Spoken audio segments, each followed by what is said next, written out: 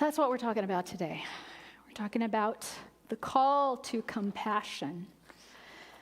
The call to compassion, and we all have compassion within us.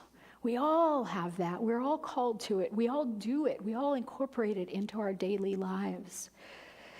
The root of compassion means to suffer together. So it's to know that anyone outside of us who is suffering is not separate from us. It is us suffering, perhaps in another form. It may feel separate, but it's not separate. Webster defines compassion as the feeling that arises when you are confronted with another's suffering and feel motivated to relieve that suffering. I love that. Not just feel the suffering, but feel motivated to relieve that suffering. And so we can be kind. It's a good thing to be it's a good thing to be kind. It's a good thing to have compassion. Mary Lou Kaunacki, beautiful writer, says, "There isn't anyone you couldn't love once you heard their story." And so here's our problem with compassion. We have this thing in us that decides what's deserving of our compassion and what is not deserving of our compassion. And we make that judgment daily, momently, and we make it with limited information. And we make it from a place of fear. And we make it from a place of separation. And the only way I know how to get over that, and the great teachers say, I didn't come up with this, the great teachers say, the way to not put another person out of your heart is to stop putting the things in yourself that you judge out of your heart. You cannot not judge another for what you're judging yourself for. It's not possible. And so, you've heard a lot, well, you can't love anybody else unless you love yourself first.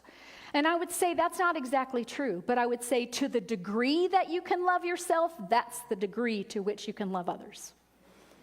To the degree that you can love yourself. So if you love yourself only when you're acting right, when you're having your best days, when the scale tells you a number that you like, when your spouse is being nice to you, or when you're being nice to your spouse, if that's how much you love yourself, if you love yourself under those conditions, then you will be able to love everybody else under those same conditions. And so what we're looking for, if we want true compassion in our lives, if we want to do what John Welshon so beautifully talks about, to actually heal the planet by bringing ourselves back into the awareness of the oneness, that's the truth. That's the truth but which we forget. The way to do that is to begin with compassion for ourselves. To begin with compassion for ourselves. So here's the thing. When we're trying to be compassionate with other people, we try to listen to their story, right? We agree that if you actually knew the pain someone else was in, you could forgive them a lot, right? We do that. But what we do is we judge our insides. Well, I know the places that I'm insecure and in pain, but that guy's just a loudmouth. He's confident, got it all going on. We're judging something that's within us to something that we perceive as external to someone else, and we have no idea of the true story. We are always making our judgments on extraordinarily limited information. We have one or two facts about another, and yet we're willing to put them out of our heart because of those one or two facts, which may or may not even be true. It's our perception, right? So how can we learn to do that? How can we learn to love somebody whose behavior is ugly if we can't love ourselves when our behavior is ugly? So here's the deal. We know, yes, if we know somebody's story, it's so much easier to be compassionate. We know our own story, right? How come we can't be more compassionate with ourselves? We ought to be able to know. We ought to be able to be compassionate because we know our own story. Well, here's the deal. We focus It depends upon what we focus on. We focus on what we feel like are our flaws. We focus on, we do what the Buddha talks about, that there's a second arrow. There's suffering. Suffering happens in the world. Pain happens. It happens. But the second arrow we inflict on ourselves. The event happened that causes pain. He hurt my feelings. Did he? Well, I hurt my own feelings, but still, we'll go there. He hurt my feelings. That was the event. Now he's gone, and I am reliving it. He said this, and he had no right to say that. And when he said that, he probably meant this, and he wouldn't even have meant that if he hadn't. So I have no choice but to torture myself over and over and over and over again. Don Miguel Ruiz talks about that. Who's doing it to you now? He's long gone. Who's doing it to you now? Yeah, it's us. We do that to ourselves. So we relive the event. We have new thoughts about it. We have new emotional reactions to the new thoughts about it. We keep retelling it. We gather consensus. Don't you agree? Wasn't he a jerk? Wasn't he wrong to hurt me? Wasn't that terrible? Oh, now we got lots of people on our side. We can keep that going for a while. You know, it's not hard to keep a dialogue going with yourself, but if you got a lot of other people involved in it, boy, every time you get together, you can have a party with it. You gather consensus. What else do you do? We arm ourselves. He hurt me. Not going to be hurt anymore. I got defenses against that. And we plot vengeance. We do all that. It's okay. Every single one of us does it. If you say you don't, get to know yourself a little better. All of us do it. It's part of the human condition. It's not wrong. It's not bad. But when it's hidden, when we cut it off, when we pretend it's not there, when we avoid it because we don't like how it feels, ooh, that's ugly. I don't want to know that about myself. I'd rather know that about him. Right? I don't want to know the ugliness about myself, and so I distract myself from it. I stuff it down. I avoid it by addictions. I can drink it away. I can drug it away. I can work it away. I can sing it away. There's nothing that can't be a distraction if you work hard enough at it. And some things are really, really easy to use for distractions. Phones. Hello. We do all that, and the best it can possibly do is to delay our feeling that same thing. But actually, what it usually does is compound the feeling over and over again. And as you get older and older, and you've stuffed down that same feeling 1,000,000 times, or distracted from it, less hyperbole, let's just say 997 times. You've distracted from it that many times, then you're just, it's like a thorn that instead of working it to the surface, you're digging it in deeper and deeper and deeper and deeper. And it gets more and more painful. It gets more and more painful. So why do we avoid these things? Because we don't like how it feels. When we're aware of it, it doesn't feel good. And so we want to not feel that anymore. So we look to feel something else. Something else might be numbness. The something else might be pleasure. The something else, often it's numbness. That's what workaholism is. That's really, it comes down to at first when you're drinking and drugging, it feels good. But once you become addicted, it's not about feeling good. It's about not having to feel that bad again. It's about numbing it. It's about getting it away from us. And so it gets worse and worse. And we don't want to feel it. And without distracting from it, we become more and more and more aware of the feeling. So how do we solve that? Because if we become aware and we truly wish to relieve the feeling, not to get rid of it, Not to throw it away, not to pretend it's not there, not to distract from it, not to numb out from it, but to actually, not to cover it or hide it, or here's what we do, or punish it. Punish ourselves, right, for feeling it. If we really, really say, you know what? I'm tired of doing this over and over and over again. I can actually feel this feeling and it won't kill me. I can actually feel this feeling and not have to judge myself for it. That's what we're afraid of. If I feel it, if I feel that I've been really, really ugly, then I'll get mad at myself for being ugly, and then I'll have feelings about that, and then I'll want to numb those feelings. Yeah, that's what we do. We're doing all of that. But first, we have to start to become aware. And the only way to do that is to allow it, is to allow the feeling to come through. It's just to allow it to come through. And often what we do is we have this idea. You tell me, maybe it's just me. Okay, I do that too, but at least I have the decency to feel ashamed about it. Right? Supposedly we're forgiving ourselves for doing what we're saying other people are doing, but, at least we have the decency to feel really horrible about it, right? We do that. We're crazy. It's okay, we all are. We all are crazy. So here's the thing. We have to hang with it. Trungpa Rinpoche, beautiful Buddhist master, said the only way to start to untangle is to understand entanglement. The only way to untie a knot is to admit you have a knot. To look at the knot, to look at the nature of the knot, to see what goes into it. Are there 2 strings? Is there 1 string? Are there 14? How many times does it loop through? When we understand the entanglement, then we can begin entangled. And why don't we hang with it? Because it's hard. Because it's hard. The other thing Trungpa Rinpoche says is, if you want to stay awake, you have to be present for the things that put you to sleep. Right?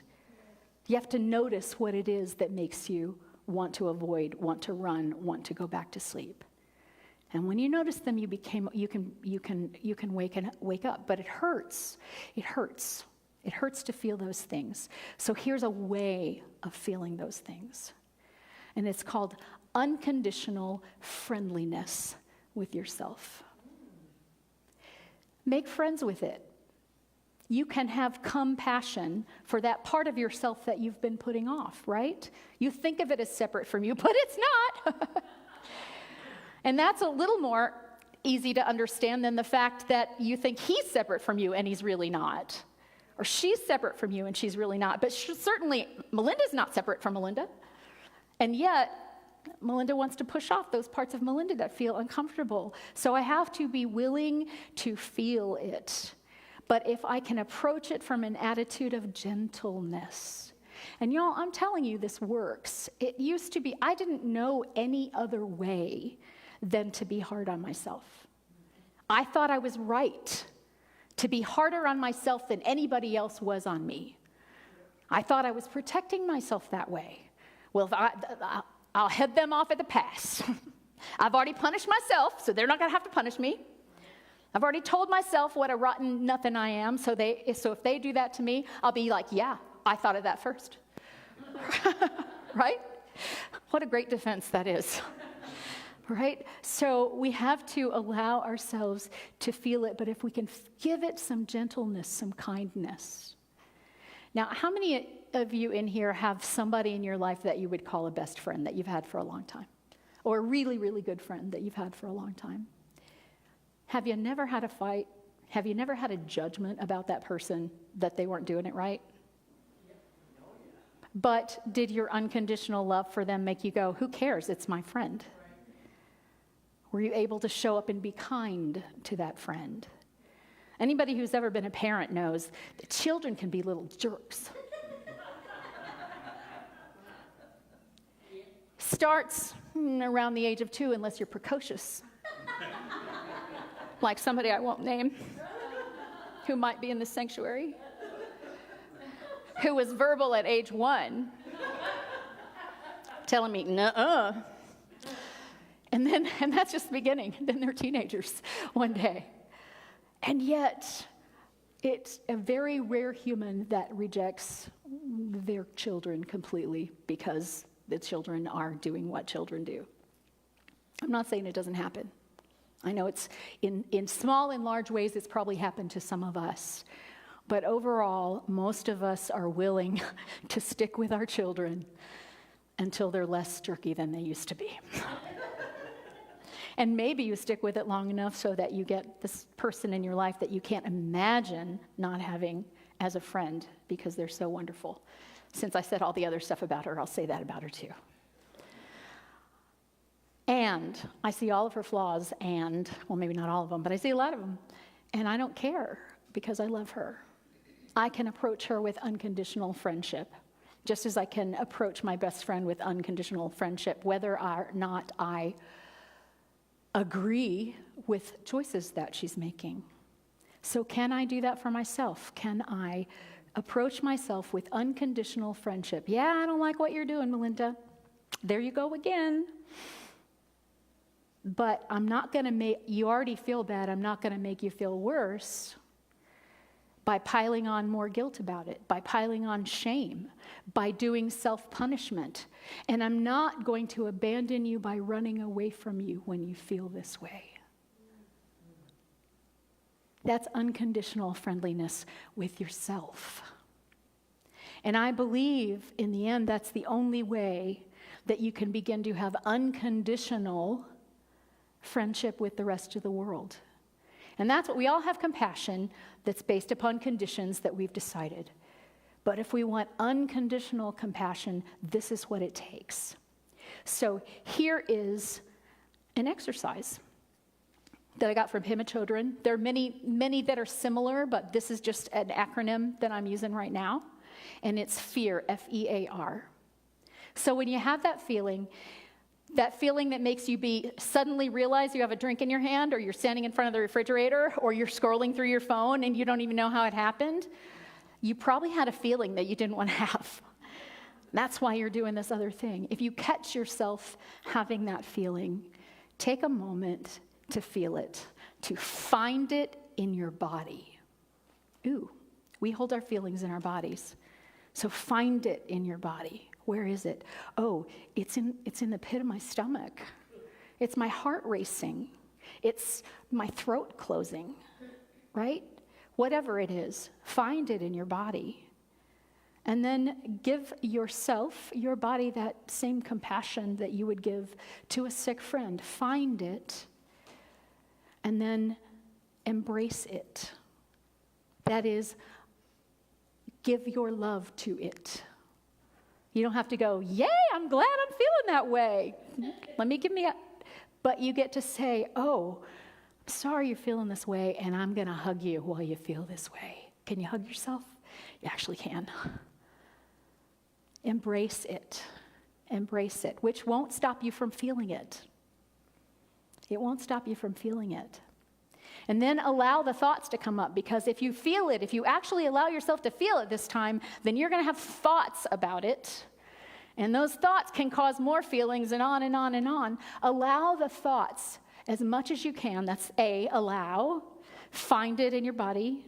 Embrace it. Allow whatever thoughts to come and go. You don't have to stay with them. You don't have to say, oh, you must be true because you're happening in my mind right now. You don't have to invite them in for tea and spend the whole afternoon with them. You can just say, yep, okay, I see that. I hear that. Thank you, I've taken that under advisement. I can let it go. Allow the thoughts about it to come through. And then here is where we bring in compassion outside of ourselves into the rest of the world.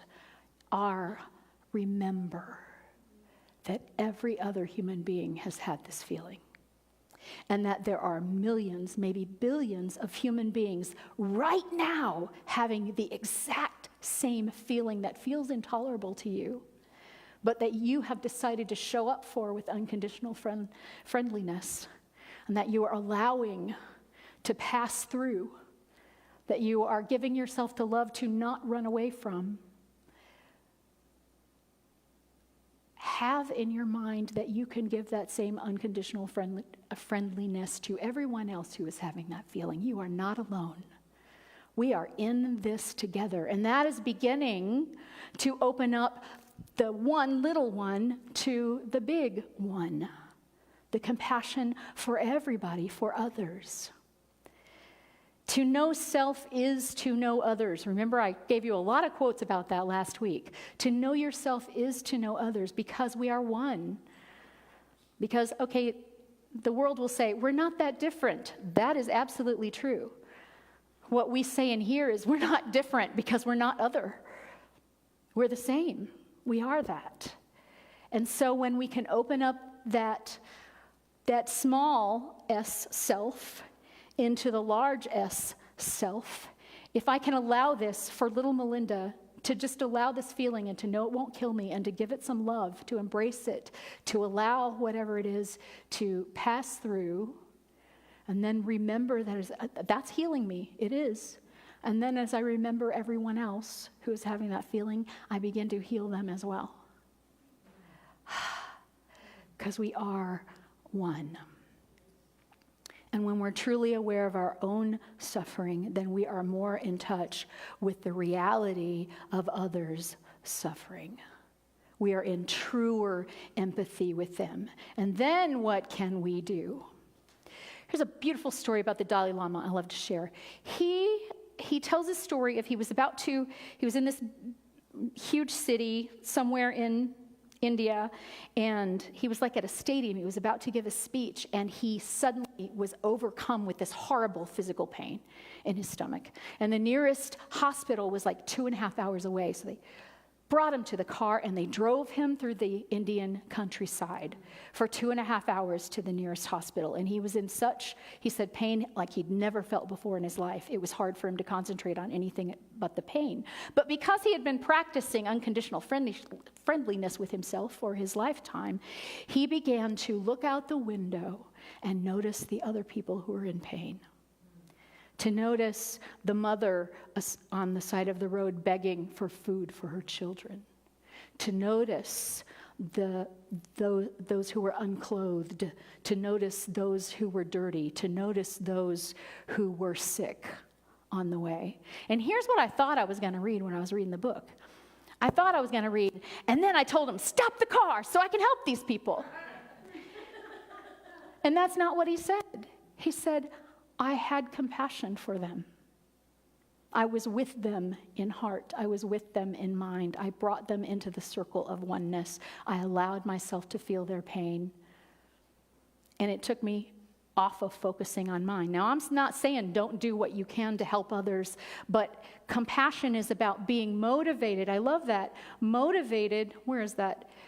Motivated to relieve that suffering. It doesn't mean that you jump up and do something all the time. Sometimes it does, but it means you want to. So first you have to be motivated to relieve your own suffering, not motivated to run away from it, but motivated to relieve it. And then when you're truly motivated to relieve that, then you can be motivated to relieve another suffering. And then you will get to the point where what to do becomes very clear. Because that's the thing, we don't know what to do.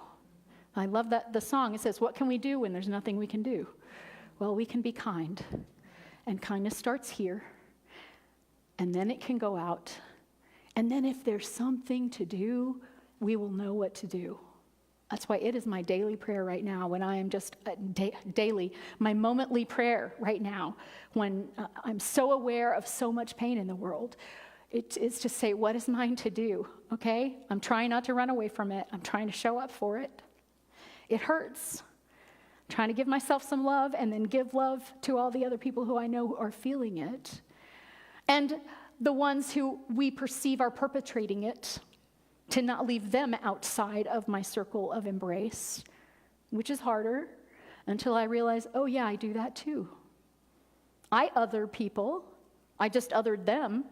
I just other different people than they other. So I'm a better person, right? This is the game we play with ourselves.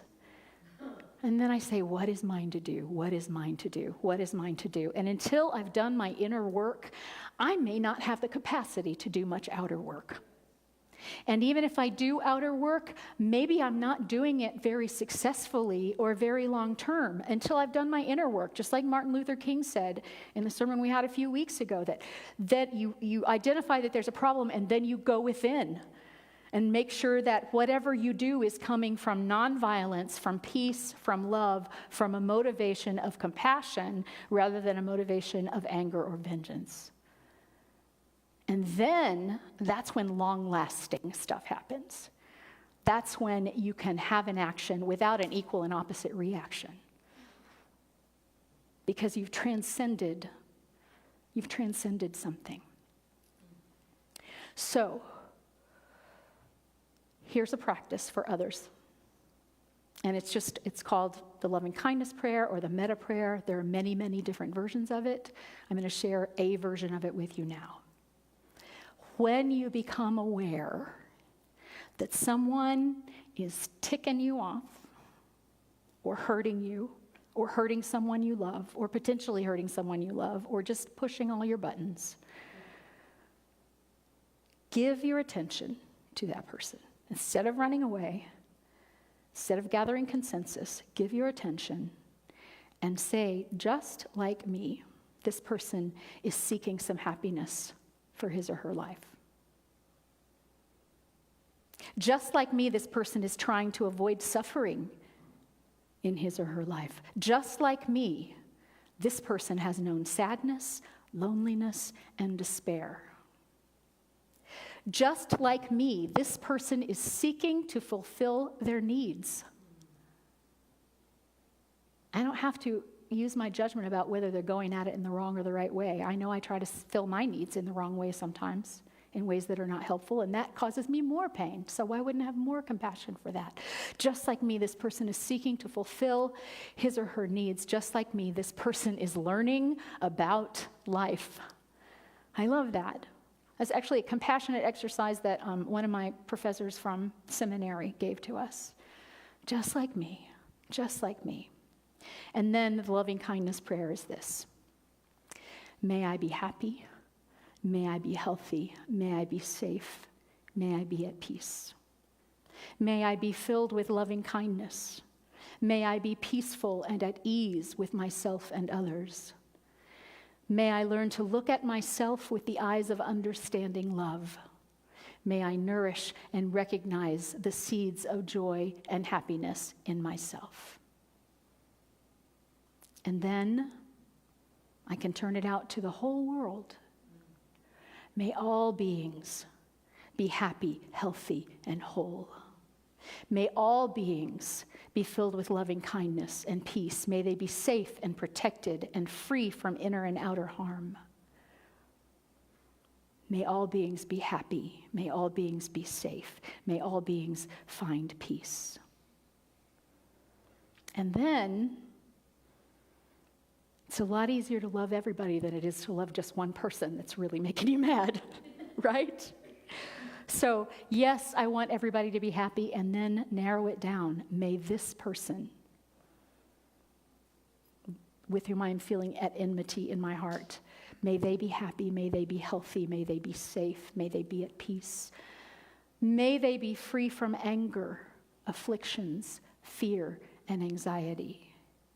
May they be free from ill will, affliction, and anxiety.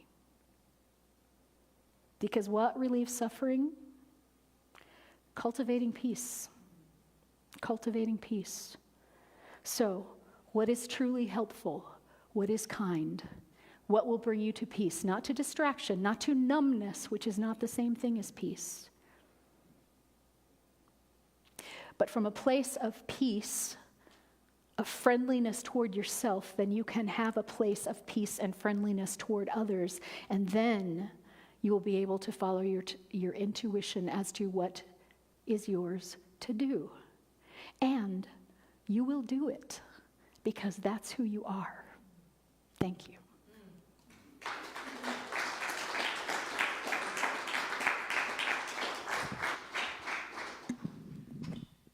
So I will write down these practices and give them to Jordan to send out in an email.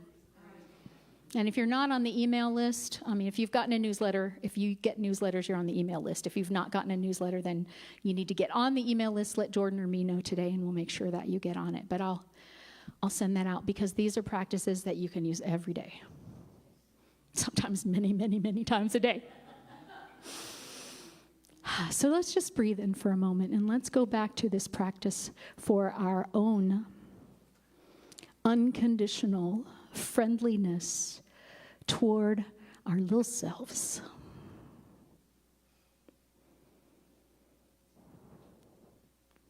If there is any part of you that is not feeling at peace in this moment, if you're feeling perfectly at peace, hang with it. But if there's any part of you that doesn't feel perfectly at peace, take a moment to say, where am I feeling this in my body? Where can I find it?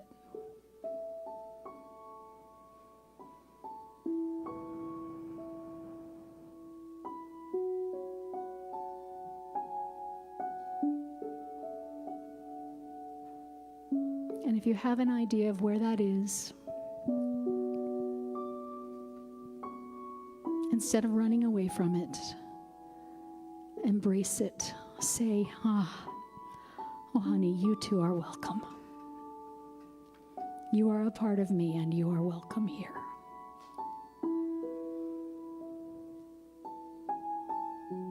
Send it compassion, a compassionate embrace.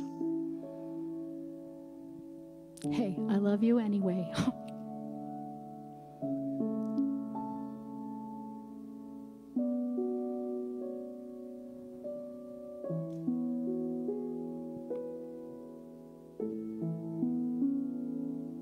And then allow whatever thoughts come up around that. Just allow them. Thoughts of justification. Okay, yeah, there I go, justifying. That's me. I do that. Let it go. Thoughts of shame. Oh, yeah. Yep. I don't like to feel this. It makes me feel guilty, like I've done something wrong. I see you, I hear you, and I'm going to allow you to pass right on through, because you're not the truth of me.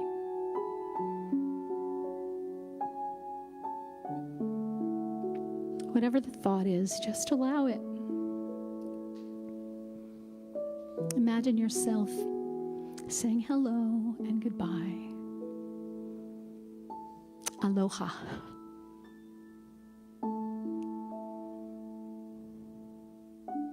And those thoughts may continue to arise. You can continue to allow them. But now take a moment to remember. Never, ever for one single nanosecond in your entire life have you been alone. And there is somebody right now, right this moment, feeling exactly what you feel.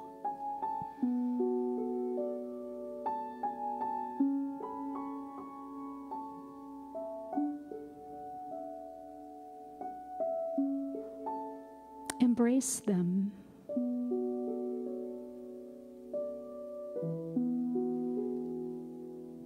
Open your mind to allow them to have whatever process about it that they are having. They don't have to do it right. They don't have to do it your way.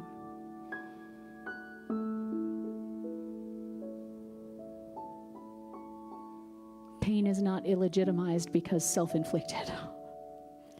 It still hurts. So we allow it and we remember.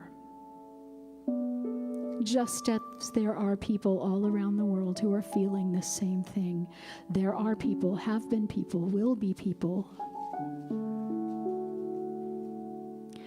who have come to a place of true peace beyond this pain.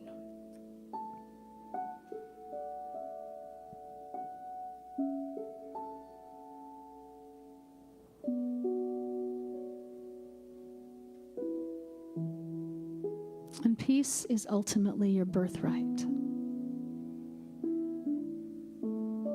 And if you're allowing yourself to truly feel unpeaceful without numbing out, then you are in process. of realizing peace. You're in the process. Give thanks for that.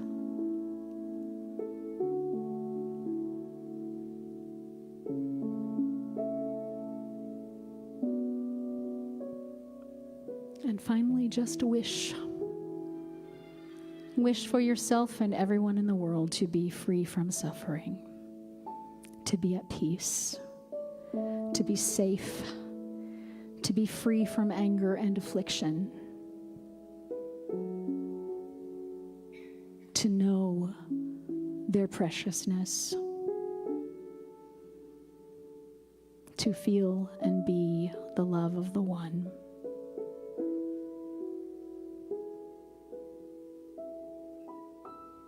Breathe into that, just knowing it's possible. You don't have to feel it at this minute. It's going to take some practice.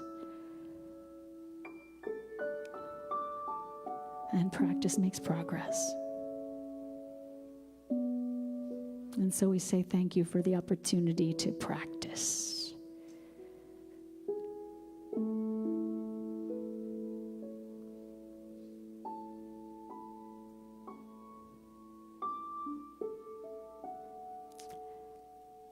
Thank you, God. Thank you, Spirit.